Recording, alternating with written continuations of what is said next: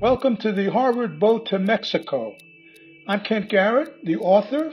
This is a serialized reading of my historical novel based on real events and told chapter by chapter. The story follows a group of Harvard rowers and a Radcliffe senior in 1968 as they face the turbulence of politics, war, race, and the Mexico City Olympics. Today's episode is Chapter 3, and it's titled Frank Luis at Age 15. Bakersfield, California.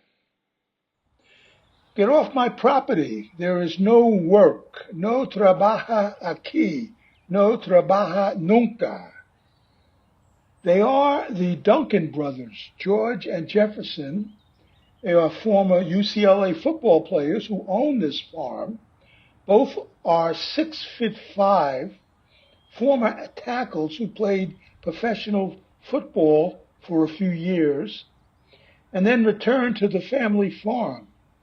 They are surrounded by company guards this morning, and each brother is pointing a 10-gauge shotgun at us.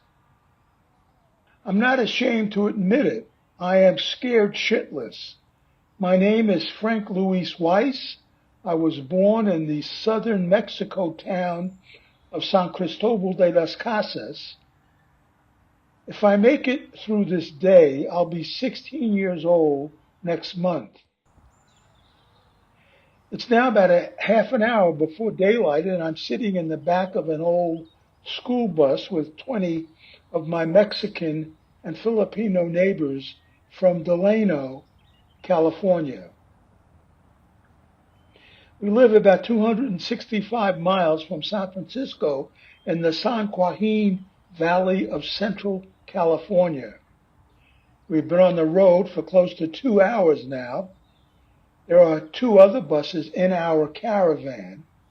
We are all grape pickers and parked at the Duncan Farm just outside of Bakersfield, one of the largest grape producers in the state. There will almost certainly be trouble today. Yesterday, when we arrived, they informed all 60 of us, many of whom had brought their children, that there was no work, even though most of us had been pruning and picking here for the last 4 seasons, and we could see braceros in the fields picking our grapes and being protected by those armed company guards. The bracero program was started immediately after World War II. Guest workers from Mexico are given 6-month contracts to enter the United States to pick vegetables and grapes. They are supposed to receive the same salaries as American workers, but that really worked out. The workers were not to be discriminated against and were to be provided with good housing. However, that really worked out. In Delano and Bakersfield, there are a bunch of restaurants that, to this day, do not welcome Mexicans or Filipinos, and God forbid if a black person shows up. We are all much better than the braceros. This is the first year, to my knowledge, that the Duncan Farm growers had decided to hire braceros. And of course, they were paying them much less than they would have paid us.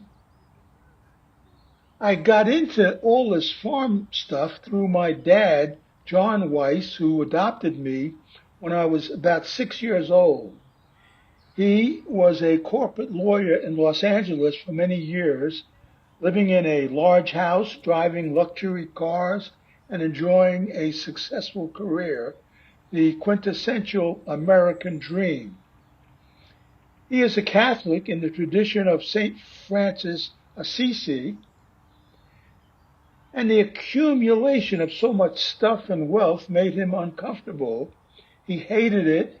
I hated it too. I was embarrassed by it all. My dad wanted to do something that he thought was real, and he happened to meet Cesar Chavez, who was beginning to organize farm workers. I forget when or how they met, but my dad fell in love with Cesar and his movement La Casa.